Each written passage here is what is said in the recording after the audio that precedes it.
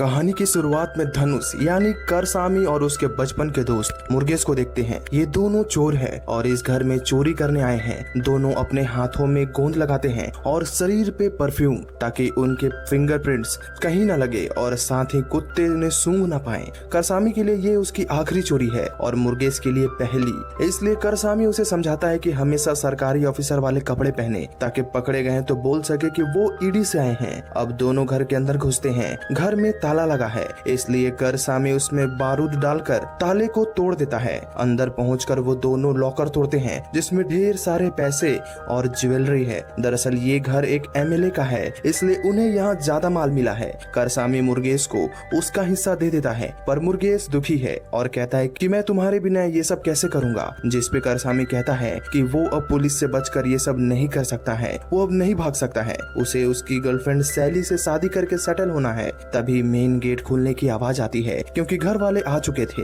मुर्गेश बहुत डर जाता है, इसलिए करसामी पहले उसे पिछले रास्ते से भागने में हेल्प करता है। वो उसे अपनी बोरी देता है, पर मुर्गेश उसे पकड़ नहीं पाता है, जिसके कारण बोरी से पैसे और ज्वेलरी गिर जाते हैं। करसामी वापस उन्हें बोरी में भरता है और मुर्गेश को देना चाहता है, पर मुर्गेश वहाँ से जा चुका था। अब घर के लोग दरवाजा तोड़ के अंदर आ चुके थे और करसामी को देख लेते हैं। करसामी उनसे लड़ता है, वो घर के सभी लोगों को मार देता है और बाहर भागता है, पर पूरा गांव उसे घेर लेता है। जिसके बाद करसामी को पुलिस के हवाले कर दिया जाता है। थाने में सैली भी है, जो करसामी को इस हाल में देखकर काफी दुखी है। उसे पता नहीं था कि वो एक चोर है। एक ऑफिसर डीएसपी भरतन को देखते हैं। जैसे ही उसे पता चलता है कि एक चोर एमएलए के घर से पकड़ा गया है, उसकी आंखें चमक जाती है, क्योंकि उसका सपना था कि उसका फोटो अखबार में आए। वो डीजीपी से रिक्वेस्ट करता है कि वो ये केस उसे दे दे, पर डीजीपी कहता है कि केस क्लोज हो गई है, क्योंकि अपराधी रंगे हाथों पकड़ा गया है। पर डीसीपी के गिड़गिड़ाने के कारण वो केस उसे दे दिया जाता है। वो करसामी के पास आता है और एक नया चार्जशीट बनवाता है, जिसमें चोरी की गई राशि और ज्वेलरी को 10 गुना ज्यादा दिखाया जाता है और पुराने पेंडिंग चोरी के केसेस को भी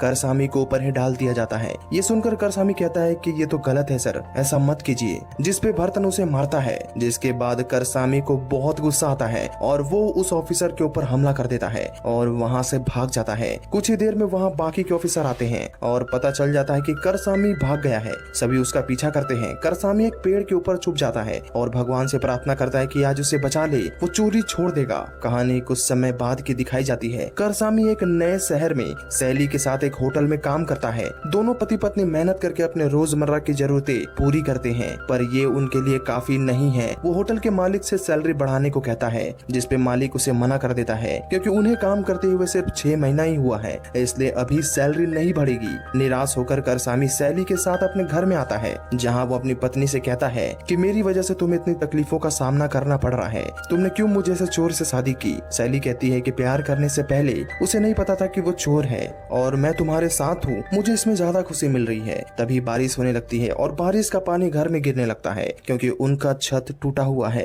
ये देखकर करसामी और टूट जाता है और सैली को अच्छी जिंदगी देने की ठान लेता है। वो खुद का मैच शुरू करने का फैसला करता है, पर उसके लिए उसे पैसे चाहिए। अगले दिन दोनों बैंक जाते हैं ताकि लोन लेकर अपना बिजनेस शुरू कर सके, पर बैंक वाला उसे मना कर देता है, क्योंकि उनके पास बैंक को देने के लिए कोई सिक्योरिटी नहीं है। बैंक वाला कहता है कि उसके पास अगर प्रॉपर्टी हो तो उसके कागज को जमा करके वो पैसे ले सकता है। करसामी निराश होकर जाने लगता है। तभी उसे याद आता है कि उसके पिता के पास जमीन है। अगर वो किसी तरह उनसे जमीन के कागज ले पाए तो बैंक से उसे लोन मिल जाएगा, पर उसके लिए उसे अपने गांव जाना होगा। अपने पिता से बात करना पड़ेगा, जो कि बहुत मुश्किल है, क्योंकि उसने अपने घर से पैसे चुरा कर भागा था। फिर भी वो सैली को लेकर अपने गांव चला जाता है। वो सैली को एक छोटे से होटल में रखता है और खुद अकेले ही गांव जाता है। वो पहले अपने मामा के पास जाता है, क्योंकि उसके मामा उसे बहुत प्यार करते थे, पर मामा जैसे ही उसे देखते हैं उन्हें गुस्सा आ जाता है और वो उसे मार के भगा देते हैं, क्योंकि पूरे गाँव की नजर में वो एक चोर है जिसने खुद के पिता के पैसे चुराए थे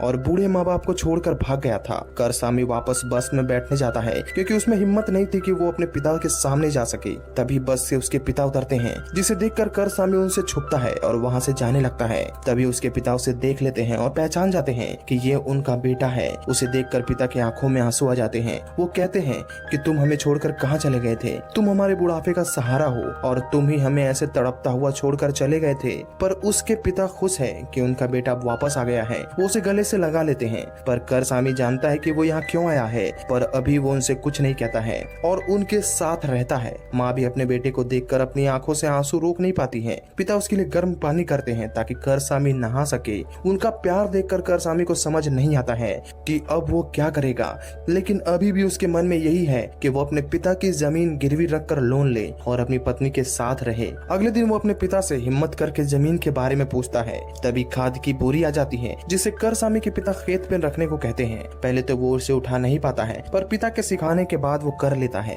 तभी उसकी नजर खेत पे पड़े ट्रैक्टर पे पड़ती है। वो पूछता है कि ये ट्रैक्टर किसका है। उसके पिता कहते हैं कि ये हमारा है, पर डीजल के नहीं मिलने के कारण बंद पड़ा है, पर उसकी EMI हर महीने बैंक को देने पड़ रहे हैं। तभी वो पूछता है कि बैंक ने आपको लोन कैसे दे दिया। वो कहते हैं कि प्रॉपर्टी के कागज देकर लोन लिया है, और सिर्फ उन्हीं ने नहीं बल्कि गाँव के सभी लोग उनके कहने पर लोन लिए हैं। ये सुनकर करसामी के पैरों तले जमीन खिसक जाती है। जिस कागज के लिए वो यहाँ आया था वो पहले से ही बैंक में जमा है। वो वापस शहर जाता है और सैली से मिलता है। वो उसे पूरी बात बताता है। सैली कहती है कि तुम्हारे पिता तुमसे इतना प्यार करते हैं, तुम उन्हें छोड़कर कैसे आ सकते हो। वो पहले से ही कर्ज में है, तुम उनसे पैसे कैसे ले सकते हो। वो कहता है मैं उन्हें जमीन बेचने को कहूंगा ताकि वो ट्रैक्टर का पैसा दे दे और उसमें से मैं भी कुछ मांग लूंगा। वो वापस अपने पिता के पास आता है और कहता है कि मैंने पता कर लिया है, हम अपनी जमीन बेच देंगे जिसके हमें 10 लाख मिल जाएंगे। आप उसमें से ट्रैक्टर का पैसा चुका दीजिए और मुझे आप 2 लाख दे देना। ये सुनकर उसके पिता समझ जाते हैं कि उसका बेटा उसके लिए नहीं बल्कि पैसों के लिए आया था।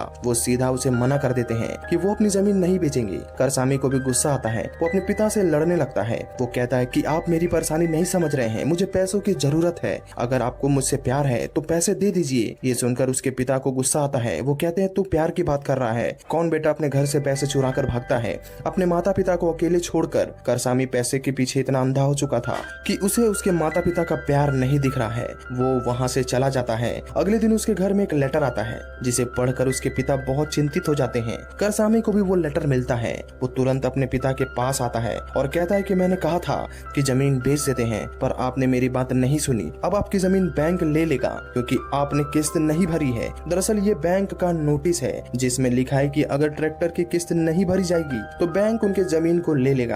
क्योंकि जब से अरब कंट्री में युद्ध छिड़ा है तब से तेल आना बंद हो गया है, जिसके कारण ट्रैक्टर बस पड़ा है क्योंकि डीजल नहीं मिल रहा है। अब बैंक ने यही फायदा उठाकर और डबल ब्याज ले रहे हैं, जिसके कारण लोन का अमाउंट डबल तिबल हो गया है। उसके पिता कहते हैं कि हम लड़ेंगे क्योंकि मेरी बात मानकर पूरे गांव वाले जमीन के कागज देकर लोन लिए थे। हमें नहीं पता था कि बैंक वाले हमारे साथ धोखा कर रहे हैं। करसामी कहता है कि आप खुद की जमीन तो बचा नहीं पा रहे हैं, दूसरों की कैसे बचाएंगे। उसके पिता कहते हैं कि अगर मैं ये जमीन बेच दूंगा और तुम्हें पैसे दे दूंगा तो उसके बाद क्या, मैं और तेरी माँ कहाँ जाएंगी। ये जमीन हमारे पूर्वजों का आशीर्वाद है। करसामी वहाँ से जाने लगता है। उसके पिता उसे रोकते हैं और उसके हाथ में 4000 रुपए देते हैं और कहते हैं कि तुम्हें अगर जाना है तो ये पैसे ले जा, तुम्हारे काम आएंगे। ये पैसे उन्होंने करसामी के आने की खुशी में बकरे की बलि देने के लिए उधार लिया था। करसामी पैसे नहीं लेता है और वहाँ से चला जाता है। पिता की आंखों में आंसू और दिल में लोगों के विश्वास टूटने का बोझ है। करसामी अपनी पत्नी के पास जाता है। सैली कहती है कि हमें नहीं आना चाहिए था। अब करसामी को भी काफी पछतावा होता है कि वो एक अच्छा बेटा नहीं बन पाया। उसने उन्हें सिर्फ दुख दिया है। मेरे अलावा अगर कोई और उनका बेटा होता तो वो खुश रहते। सैली कहती है कि अब वो एक अच्छा बेटा बन जाए और अपने पिता के साथ रहे। ये सुनकर करसामी मान जाता है और सैली को लेकर घर आ जाता है। घर के पास उसे मुर्गेस मिलता है जो उससे उस दिन भागने के लिए माफी मांगता है, पर करसामी उसे वहाँ से चले जाने को कहता है, यानी वो अभी भी उससे गुस्सा है। करसामी घर के अंदर जाता है। पहले वो अपने माँ को सैली के बारे में बताता है। वो कहती है कि पहले अपने पापा के पास जाओ। वो अपने पिता के पास जाता है जो सो रहे हैं। वो उन्हें उठाता है पर वो नहीं उठते हैं क्योंकि हार्ट अटैक के कारण उनकी मौत हो चुकी थी। ये देख करसामी के पैरों तले जमीन खिसक जाती है। जल्द ही पूरा गांव इकट्ठा हो जाता है। करसामी के साथ साथ उसके मामा और पूरा गांव उसके पिता के जाने से दुखी है। पिता का क्रियाक्रम पूरे रीति रिवाजों के साथ किया जाता है। अब बारी आती है उन्हें उनकी ही जमीन में दफनाने की, उनके पूर्वजों के साथ। ये उसके पिता की आखिरी इच्छा थी। पर जैसे ही वो जमीन में उन्हें दफनाने जाते हैं तभी बैंक वाले वकील और पुलिस के साथ वहाँ पहुँच जाते हैं और बताते हैं ये जमीन अब बैंक के कब्जे में है। जब तक लोन का पैसा पूरा नहीं चुकेगा तब तक वो लोग जमीन के साथ कोई छेड़छाड़ नहीं कर सकते हैं, जिसपे करसामी के मामा और गांव वाले उनसे लड़ने लगते हैं। करसामी आगे नहीं आता है क्योंकि वहाँ पुलिस है और वो पहले से ही पुलिस की नजर में मुजरिम है। आखिरकार कानून का सहारा लेकर बैंक वाले उन्हें करसामी के पिता की बॉडी दफनाने नहीं देते हैं। अब करसामी अपने मामा के साथ पंजयन यूनियन बैंक पहुंचता है, जहां मामा बैंक के रीजनल मैनेजर मुथु सेल्वन से बात करता है ताकि वो उन्हें बॉडी दफनाने की इजाजत दे दे। पहले तो सिल्वन उससे अच्छे से बात करता है, पर जल्द ही वो अपना असली चेहरा दिखाता है, क्योंकि वो एक लालची और घटिया इंसान है। वो उसे धक्के मार के वहाँ से भगा देता है। करसामी अभी भी शांत है, क्योंकि उसे अभी अपने पिता की बॉडी को रखना है। मुर्गेस एक हॉस्पिटल के मॉर्ग वालों से बात करता है, पर लाश को रखने के लिए उसे लावारिस घोषित करना होगा। तभी वो 7 दिन बिना पैसे लिए बॉडी को डीप फ्रीज में रखेंगे। ये सुनकर मामा का खून खौल जाता है, पर करसामी दिल पे पत्थर रखकर मान जाता है, क्योंकि उसके पास और कोई रास्ता नहीं है। मामा कहता है कि तू कैसा इंसान है, पूरे जीवन वो कितने शान से जिए और अब मरने के बाद उनका ये हाल हो रहा है। करसामी कहता है कि बस कुछ दिन की बात है, उसके बाद वो पैसों का इंतजाम कर लेगा। मामा कहते हैं कि तू 3 लाख रुपए का इंतजाम कैसे करेगा? वो कहता है इस बैंक में हमसे लूटे हुए पैसे ही हैं, हम उन्हीं से लूटेंगे। यानी करसामी बैंक को लूटने की बात कर रहा है। अब वो अपने पिता को लावारिस लाश घोषित करके हॉस्पिटल में रखवा देता है। उसके पास 7 दिन का समय है, वरना वो लोग बॉडी को खुद ही जला देंगे। अब करसामी उसी बैंक के एक ब्रांच को सिलेक्ट करता है लूटने के लिए, जो थोड़ी सुनसान इलाके में है। आसपास ज्यादा हलचल नहीं है, पर बैंक के बारे में उन्हें पता लगाना है, इसलिए वो अपने मामा को कस्टमर बनाकर बैंक में ले जाता है, जहां बातों बातों में वो पता लगा लेता है कि हर बैंक में एक सिक्योरिटी अलार्म है जो सीधे पुलिस स्टेशन से कनेक्ट है। कोई भी बैंक में चोरी करने की कोशिश करेगा तो पुलिस वालों को पता चल जाएगा। अब करसामी समझ गया था कि उसे पहले अलार्म को बंद करना होगा, तभी वो चोरी कर पाएगा। रात में मामा और मुर्गेस के साथ वो बैंक पहुंचता है और सबसे पहले अलार्म का कनेक्शन कट कर देता है।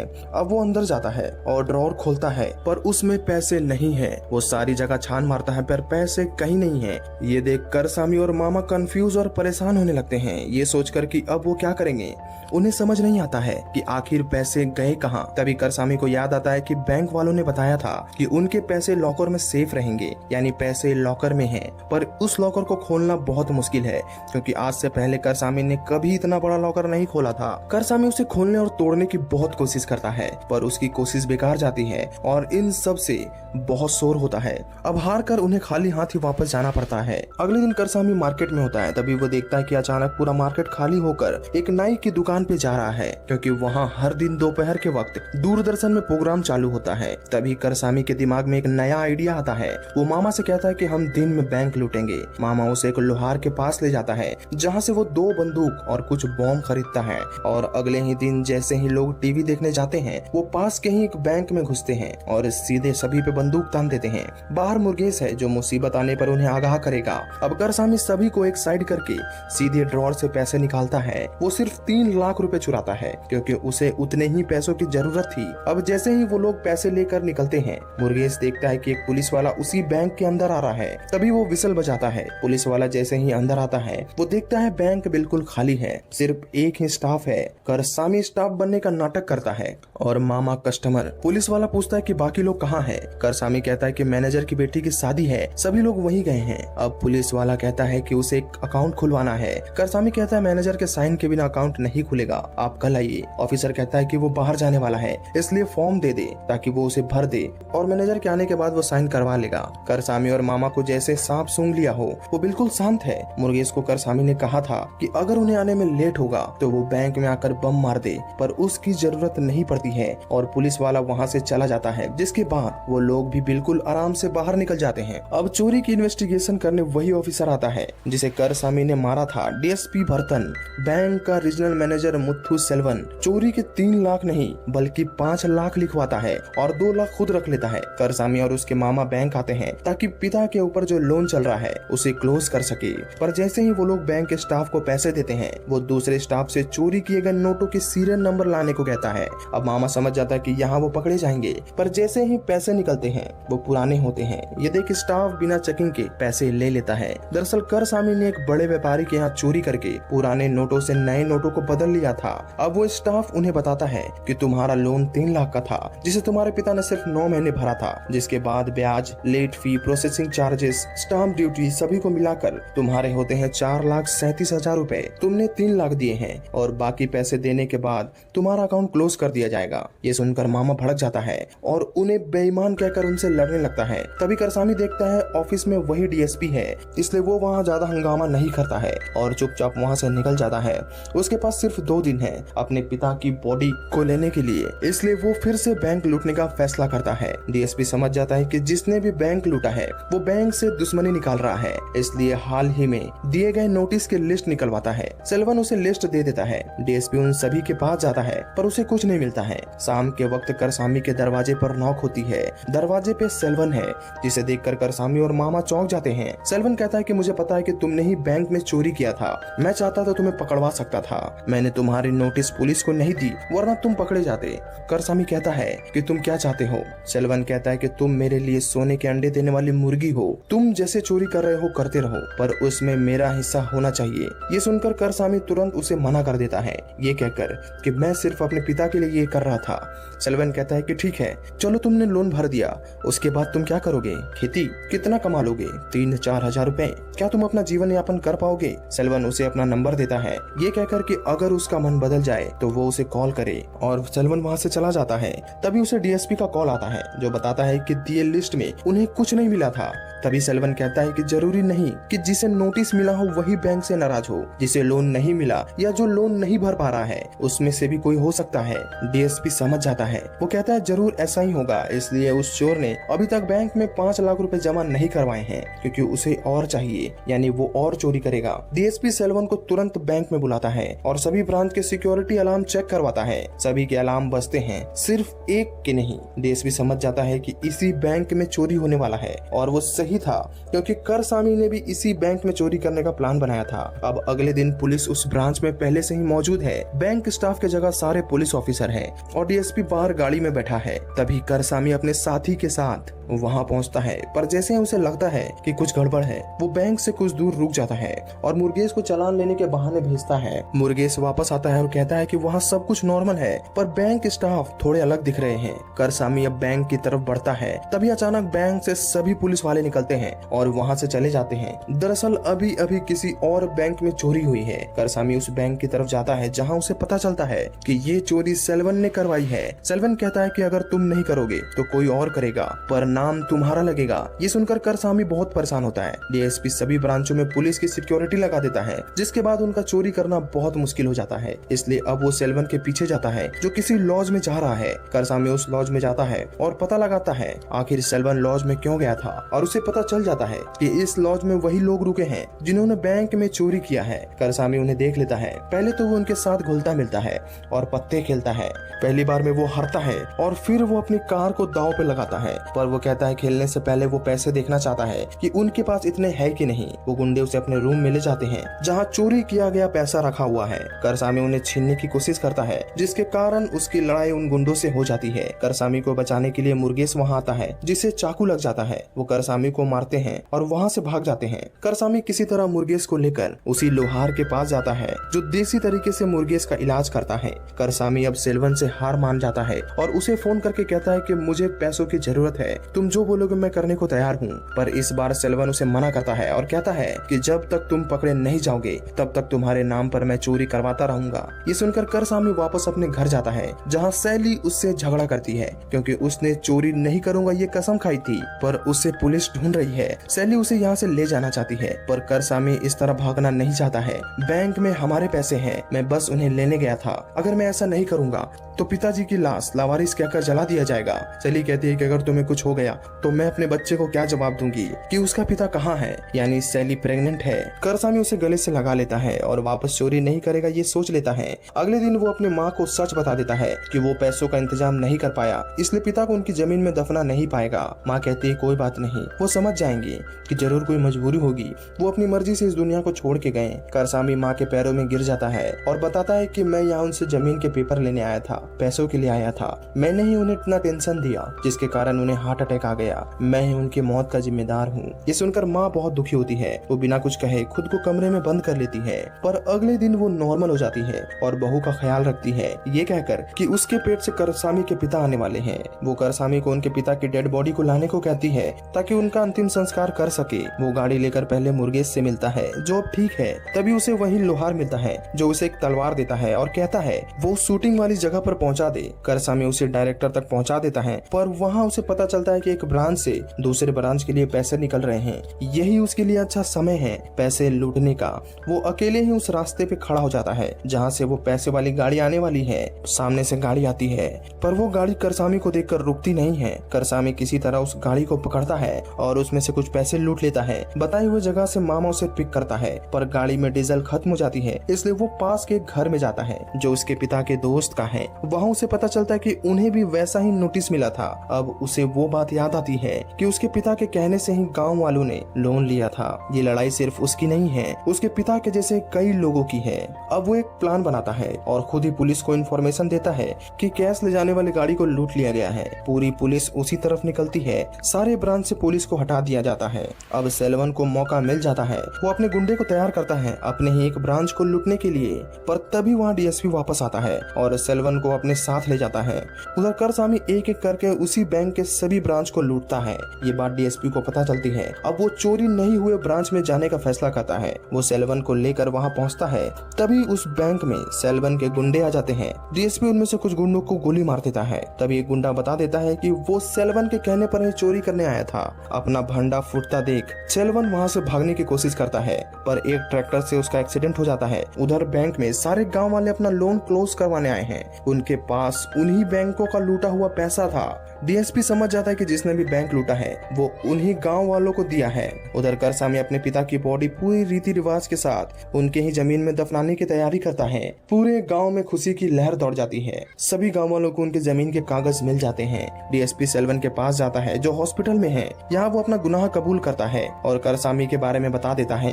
करसामी ने अपने पिता को दफना दिया था। तभी वहाँ डीएसपी आता है और उसे गिरफ्तार कर लेता है, पर तभी करसामी उसकी बंदूक छीनकर उस पर तान देता है और कहता है कि बैंक ने उनके साथ धोखा किया, गरीब किसानों के साथ पैसे लूटे थे। एक गरीब इंसान उनसे कैसे लड़ता? अगर आप मेरी जगह होते तो आप भी यही करते। वो बंदूक वापस डीएसपी को दे देता है। डीएसपी कहता है कि तुमने जो भी किया वो कानून की नजर में जुर्म है, तुम्हें गिरफ्तार करना पड़ेगा। लेकिन तभी वो सोचता है कि अगर वो करसामी को गिरफ्तार करके जेल भेज देगा तो लोग उसे ही विलन समझेंगे और करसामी को हीरो, और वो उसे हीरो बनने देना नहीं चाहता है। अब ये उसकी दरियादिली थी कि सच में वो ऐसा सोचता था ये तो वही जानता है, इसलिए वो करसामी को छोड़ देता है ये कहकर कि वो अगली बार उसे देखेगा। पर वो सेल्वन को नहीं छोड़ता है और सारे चोरी के चार्जेस उनके गुंडों पे डालेगा, जिसके बाद उसका भी फोटो अखबार में आएगा। ये कहकर वो वहाँ से चला जाता है और मूवी यही खत्म होती है। आशा करता हूँ कि वीडियो आपको पसंद आई होगी। इसी तरह के रोमांचक और थ्रिलर मूवीज एक्सप्लेनेशन देखने के लिए मेरे चैनल को सब्सक्राइब करें। मिलता हूँ आपसे अगली वीडियो में।